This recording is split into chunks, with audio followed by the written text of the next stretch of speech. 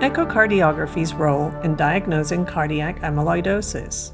I wasn't feeling well, so I went to my doctor.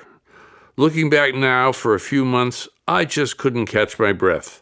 My chest was tight, I was always exhausted, and my ankles would swell up. I went to 3 or 4 different doctors, I missed work. My wife and I even had to travel to see a specialist. It was frustrating and scary. It all felt connected. I ordered an echocardiogram as well as some other tests, like an EKG to visualize the heart. As a sonographer, my job is to find missing puzzle pieces and help put them together. With this patient's symptoms, one of the things I will think about is cardiac amyloidosis. It's important to tailor each exam to match the symptoms and clinical questions for each patient, so I have to know what to look for and when to look deeper. I was performing the echo and thinking of the symptoms the patient is exhibiting. I saw a thickened left ventricular wall with a sparkling granular appearance to the myocardium. These findings can mean a lot of things, but I know from training with ASE that it's a key indicator of amyloid. I started putting the puzzle pieces together. I performed a diastology assessment using Doppler tissue imaging, and the pattern indicates a restrictive filling pattern. I remembered how important strain analysis is to determine amyloid.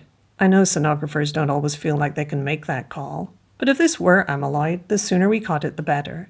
Strain analysis showed the apical sparing pattern common with amyloid. It looks like an ice cream sundae with a cherry on top. Thank goodness the sonographer knew how to tailor the exam to answer the clinical question.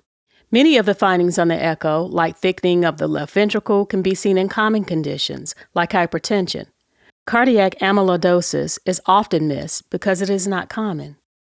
But then I saw the sonographer's concerns about the patient's symptoms and strain pattern. I reviewed the EKG where we confirmed a low voltage, which is another sign of amyloid. The team put the puzzle pieces together. Cardiac amyloidosis is treatable when caught early, and echocardiograms are the first line of defense. We sonographers are the key. We are the first line of defense. And I finally know what's going on.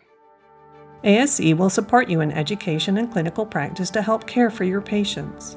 Visit asecho.org for more information.